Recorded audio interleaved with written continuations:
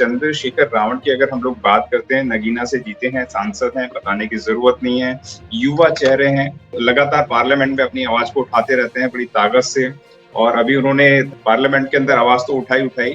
तो क्या लगता है जिस तरीके से चंद्रशेखर रावण उभरते हुए इस वक्त नेता हैं, तो आकाश आनंद भी इस वक्त जो है राष्ट्रीय पार्टी के राष्ट्रीय कोऑर्डिनेटर भी हैं, तो क्या लगता है कि चंद्रशेखर रावण को आकाश आनंद कितना रोक पाएंगे? अगर हम लोग बसपा और असपा की बात करते हैं तो क्या कहना चाहेंगे? इसी तरह का सवाल जो है एक बार मानवर साहब कांसीराम के सामने आया था जी। कुछ समाज के लोग थे, उन्होंने बहुत सारे संगठन चलाने वाले, जो आज भी संगठन लोग चलाते हैं, तो उस समय बहुत सारे लोगों को इकट्ठा किया और उन्होंने मानवर साहब कांसीराम से ये दरख्वास्त की कि सारे संगठनों को आप जोड़ के आप जो है इनको लीड करिए। तो साहब कांसीराम ने मना कर दिया, तो वो नाराज हुए। उन्होंने बोला कि मैं फला तारीख को अंबेडकर भवन दिल्ली में ये आयोजन करूंगा और आप आइए। तो साहब तो मना कर दिए जाने से, लेकिन उनकी नाराजगी को देखते हुए साहब बोले मैं आऊंगा लेकिन मैं सबसे पीछे बैठूंगा। और जब साहब गए, जब सम्मेलन शुरू हुआ, तो आधे घंटे के अंदर जो है मंच पे झगड़ा होने लगा। झगड़ा इस बात का होने लगा कि हर संगठन चलाने वाले लोग, हर बाबा साहब का नाम लेने वाले लोग आपस में, उनको समझ में नहीं आ रहा था कि क्या हमें करना है। संगठन तो बना लिया, 10-5 लोगों को भी जोड़ लिया, लेकिन अपने मकसद को हासिल करने का जो रास्ता है उसका पता नहीं था जी। तो जब साहब पीछे बैठे थे तो साहब के साथ लोग बात करने लगे, तो एक जमावड़ा साहब के आसपास बन गया। तो लोगों ने रिक्वेस्ट किया कि साहब आप ही बताएं कि हमें क्या करना चाहिए। तो साहब ने बोला भाई कि जितने लोग संगठन बनाए हैं आप सारे लोग जाओ समाज में, और 6 महीने बाद हम फिर मिलेंगे। 6 महीने तक आप समाज को क्या है अपनी बात बताओ।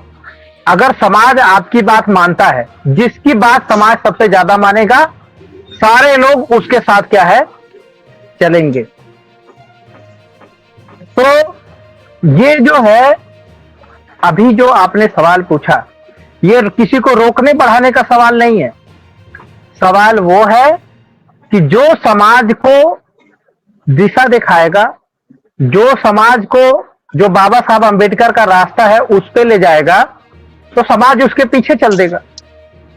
और जो नहीं ले जाएगा, आपको पता है कि वो देखते देखते मिट्टी में मिल जाएगा। बहुत सारे लोग इस देश में हुए हैं जिन्होंने बहुत जोर जोर से नारे बाबा साहब के लगाए हैं जी। उनको अपनी पार्टी तक बीजेपी में एक टिकट के लिए विलय करना पड़ा। तो बाबा साहब की बात करने से, बाबा साहब का नारा लगाने से आप बाबा साहब का मिशन नहीं बढ़ा सकते। मिशन बाबा साहब का वही बढ़ा सकता है जो बाबा साहब का जो दिया हुआ सिद्धांत है उसको भी पालन करता हो। अभी हम लोग कई बार लगभग हर मीटिंग में चर्चा करते हैं कि बाबा साहब अंबेडकर ने हमें वो क्या सिद्धांत दिए। Unite under one leader, one programme and one party. दूसरी बात, जो मनुवादी लोग हैं उनको पता है कि वो बहुजन समाज को कन्विंस नहीं कर सकते, बहुजन समाज को रजामंद नहीं कर सकते। खास करके अंबेडकरवादी लोगों को तो बिल्कुल नहीं। अगर कमजोर करना है बहुजन समाज को, तो बहुजन समाज में 1000 तरीके के लीडर पैदा करने पड़ेंगे। हजारों तरीके के ऐसे लीडर दिखने वाले चमचे पैदा करने पड़ेंगे ताकि ये समाज उनके पीछे बट जाए। तो ये समाज भी देखता है। अभी आपने देखा कि ये लोग संविधान को लेकर चलने वाले थे, नीला गमछा, नीला पगड़ी सब पहनने वाले लोग हैं, लेकिन जब संविधान को खतरा मनुवादियों ने पहुंचाया तो इनका क्या लाइन ऑफ एक्शन था, इनका क्या कंट्रीब्यूशन है उस समाज को संविधान को बचाने के लिए। ये भूल ही गए हैं कि संविधान के लिए कुछ करना भी है जी। ये दिन रात गुणा गणित ये लगाते हैं कि कहां से क्या आएगा, कहां लेके जाना है। तो जो लोग, जैसे हम लोग बार बार कहते हैं कि सामाजिक आंदोलन चलना जरूरी है। आपके सांसद विधायक बने न बने, लेकिन आपका आंदोलन चलते रहना चाहिए। और एक बात मैं आपको बता रहा हूं, आज के डेट में बहुजन समाज पार्टी वो ताकत है जो किसी भी पार्टी के ऊपर हाथ रख दे वो पार्टी अभी बढ़ जाएगी। अगर बहुजन समाज पार्टी इशारा कर दे, लोग दौड़े दौड़े बहन जी से मिलने के लिए दिल्ली आएंगे, लखनऊ जाएंगे। अगर बहन जी को मतलब एक सांसद एक विधायक जीतने वाले जब मंत्री बन सकते हैं, तो बहन जी जो इस देश की राष्ट्रीय पार्टी की मुखिया है, अगर वो चाहे तो सांसद विधायक न बना दे। उनके लिए सांसद विधायक बनाना बहुत मुश्किल काम है क्या? उनके वो मंत्री पैदा करना आज की डेट में क्या बहुत मुश्किल काम है? नहीं। वो मंत्री किस आधार पे बनेगा, किस कीमत पे बनेगा, वो कीमत जानना बहुत जरूरी है। आज जो लोग मंत्री बने हैं वो किस कीमत पे बने हैं? जो अनुसूचित जाति जनजाति के कोटे से सांसद विधायक बने हैं, मंत्री बने हैं, वो कीमत क्या चुका रहे हैं? क्या उसकी कीमत समाज क्या चुका रहा है? अगर समाज को बेच के हम अगर आगे बढ़ सकते हैं तो फिर कौन सा अम्बेडकरवाद है? समाज को मजबूत करके अगर हम समाज को बढ़ा सकते हैं तो वो अम्बेडकरवाद है। और कितने लोग हैं जो समाज को मजबूत करने के लिए बाबा साहब के सिद्धांतों का पालन करते हुए उन्होंने समाज को कुछ करने की कोशिश की है।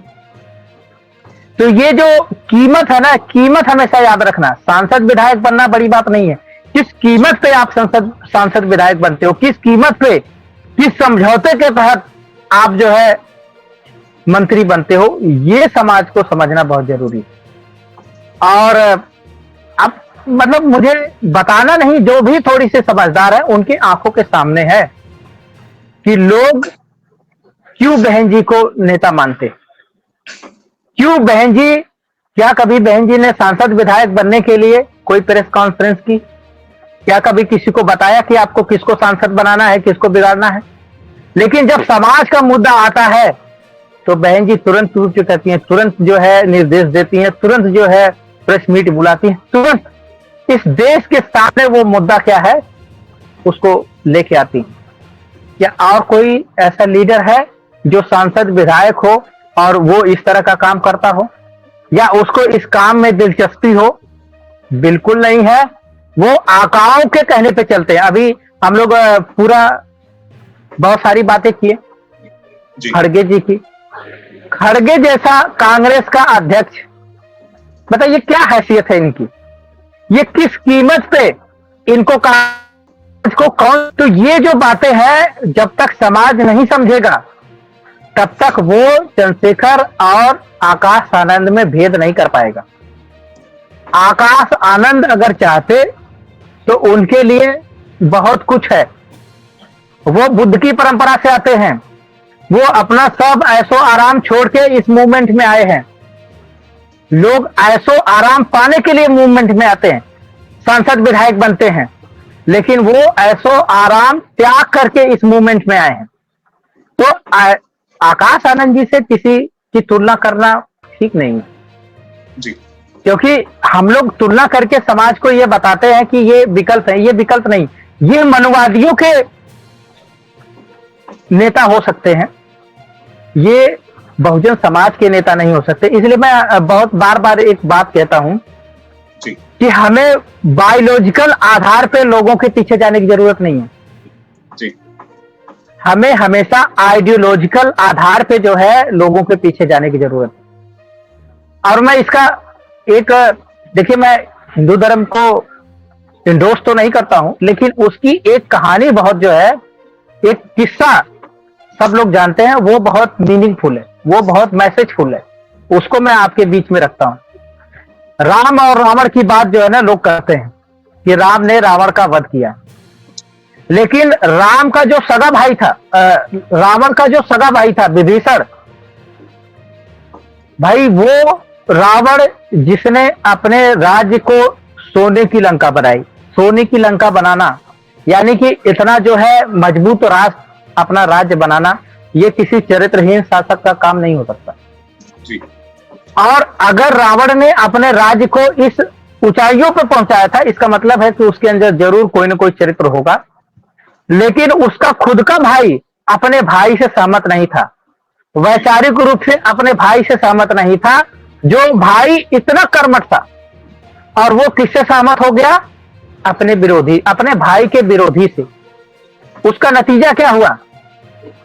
बायोलॉजिकल भाई, क्योंकि उसके अंदर अपने भाई का की आइडियोलॉजी नहीं थी, और वो दूसरे की आइडियोलॉजी से जब सहमत हो गया, तो उसने केवल अपने भाई का साम्राज्य ही तहस नहीं कराया, अपने भाई की हत्या का वो जिम्मेदार भी बना।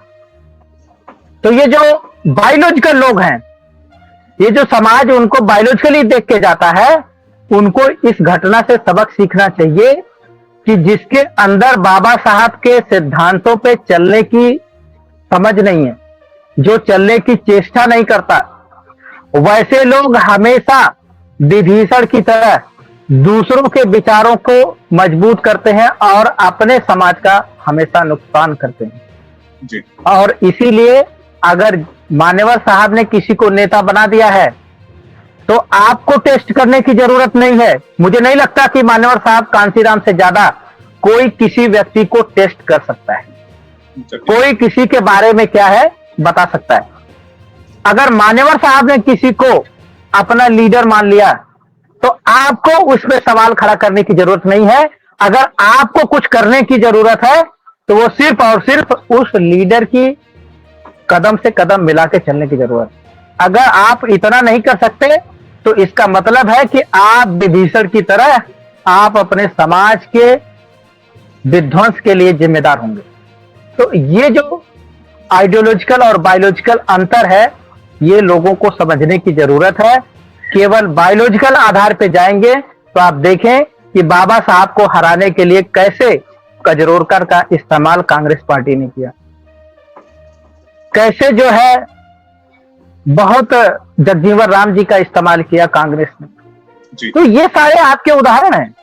और आप लोग, मजे की बात है कि जो बहुजन समाज के लोग हैं, इनका उदाहरण भी देते हैं और गुमराह भी होते हैं और गलती भी करते हैं। तो अब अपनी गलतियों को जो है इंट्रोस्पेक्ट खुद करने की जरूरत है। और जब वही है ना कि जब बाबा साहब अंबेडकर थे, तो लोग कजरोरकर के पीछे भाग गए। जब मान्यवर साहब थे, तो जगजीवन राम और रामविलास पासवान के पीछे लोग भाग गए जी। अब बहन जी हैं, तो अब बहन जी को के खिलाफ जो है जितने भी टुटपुजिए जो चाटुकार पैदा किए जा रहे हैं, अब लोग उनके पीछे दीवाने हो रहे हैं।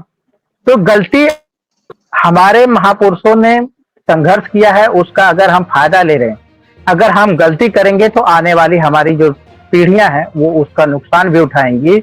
इतिहास हमारा यही बताता है और यही समझने की जरूरत है। मैं एक अभी वकील साहब ने जो है खड़गे के ऊपर जो है काफी बात की, मैं खड़गे से संबंधित एक जो है ना एक छोटी सी स्टोरी आपके सामने रखता हूँ जी।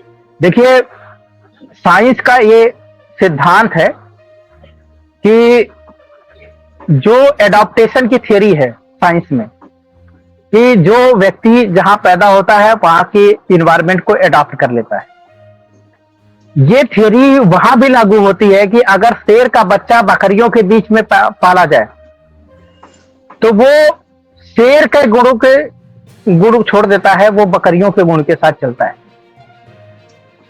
बहुजन समाज के लोग वो बाबा साहब की संतान हो सकते हैं, लेकिन अगर वो गांधी के खेमे में पलेंगे, तो वो हमेशा गांधी की ही भाषा बोलेंगे। गांधी जिस तरह के हरिजन की कल्पना करते थे, वो उसी तरह के हरिजन बनेंगे।